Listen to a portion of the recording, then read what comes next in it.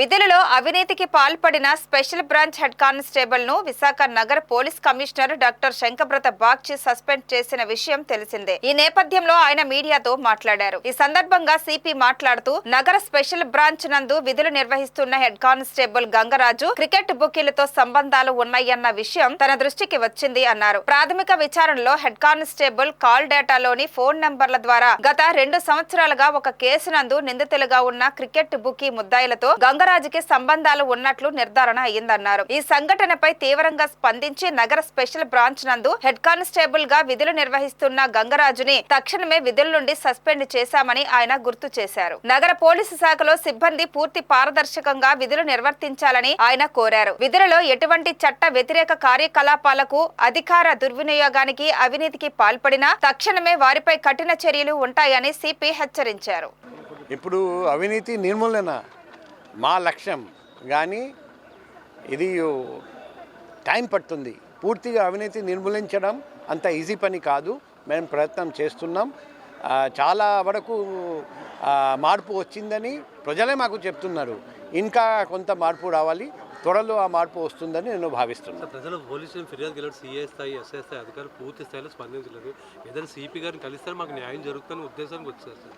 దాని మీద మీరే ఇప్పుడు ప్రజలకు నేను చెప్తున్నాం, ఫస్ట్ మీ లోకల్ పోలీస్ స్టేషన్కి వెళ్ళండి, తర్వాత అక్కడ న్యాయం జరగకపోతే నా దగ్గరికి రండి.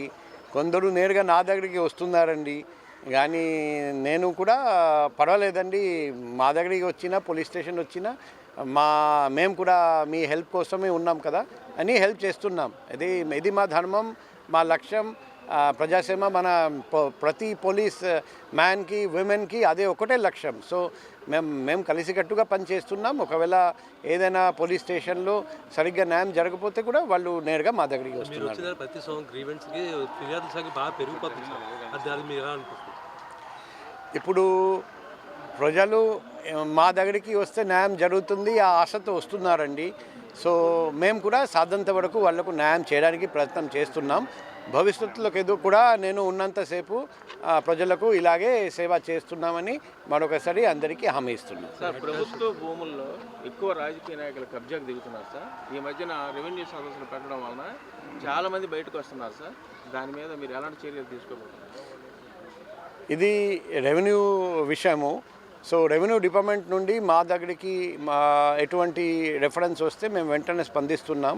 అది కాకుండా మా భూమి కబ్జా చేశారని ఎవరైనా మా దగ్గరికి ఆ కంప్లైంట్ తీసుకొస్తే మా దగ్గర ప్రీ లిటిగేషన్ ఫోరం ఒకటి పెట్టాము.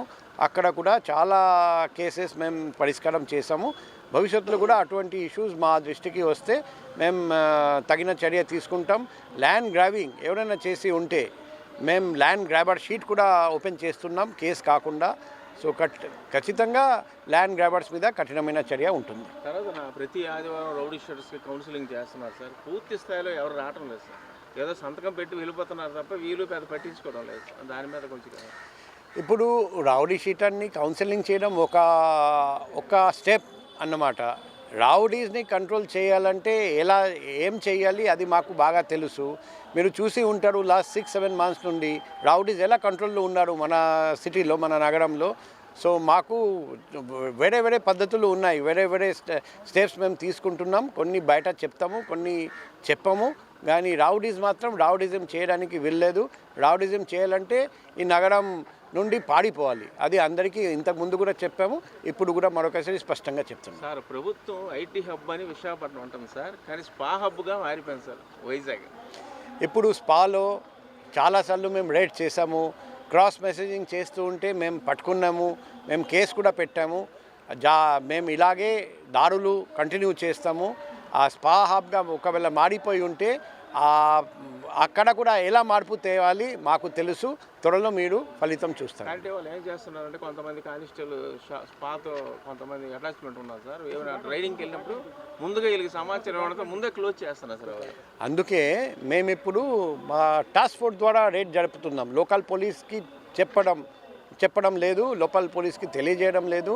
పూర్తిగా ఇండిపెండెంట్గా టాస్క్ ఫోర్స్ని పంపిస్తున్నాం. ఫ్యూచర్లో కూడా టాస్క్ ఫోర్స్ ద్వారా దాడులు జరిపి ఎక్కడ ఎటువంటి అసాంఘిక కార్యకలాపాలు జరగనీయకుండా చేస్తాం.